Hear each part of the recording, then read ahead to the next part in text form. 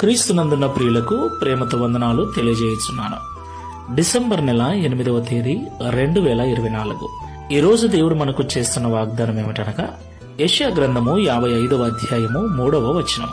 చెవియొగ్గి నా యొద్దకు రండి, మీరు వినిన ఎడల మీరు బ్రతుకుదురు. ఆమేన్. నా ప్రియమైన సహోదరి సహోదరులారా, ఈ లోకంలో జీవిస్తున్న మనమందరం కూడా ఏదో ఒక రోజు ఖచ్చితంగా మరణిస్తాం. అయితే మనమందరము కూడా దేవుని యొద్దకు వచ్చి దేవుని మాటలు విన్నట్లయితే బ్రతుకుతాము అని దేవుడు వాగ్దానం చేస్తున్నాడు.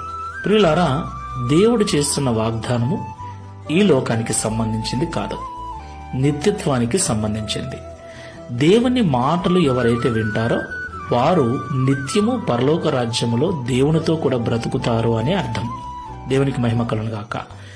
ఎలాంటి జీవితాన్ని జీవించినా ఈ లోకంలో ఒకరోజు కన్ను మూయాల్సిందే, నీతిమంతులైనా అనీతిమంతులైనా.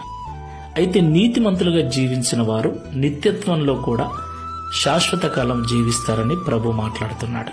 ప్రియులారా, చాలా మంది దేవుని యొద్దకు వస్తున్నారు కానీ దేవుని మాటలు వినటం లేదు. అదేంటి, ప్రతి ఆదివారం వింటున్నాం కదా, సెల్ ఫోన్లో వింటున్నాం కదా అని మీరు అడగొచ్చు. అవును, వినటము అంటే చెవులతో వినటం కాదు.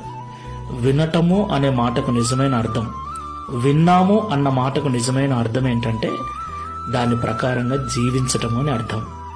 దేవుని యొద్దకు రావటం, దేవుని మాటలు వినటము అంటే దేవుని మాటల ప్రకారంగా జీవించటం అని. ఈ లోకంలో ఎవరైతే దేవుని మాటల ప్రకారంగా జీవిస్తారో వారే నిత్యత్వంలో క్రీస్తుతో కూడా జీవిస్తారు. దేవునికి మహిమ కలుగును గాక. కాబట్టి ఒక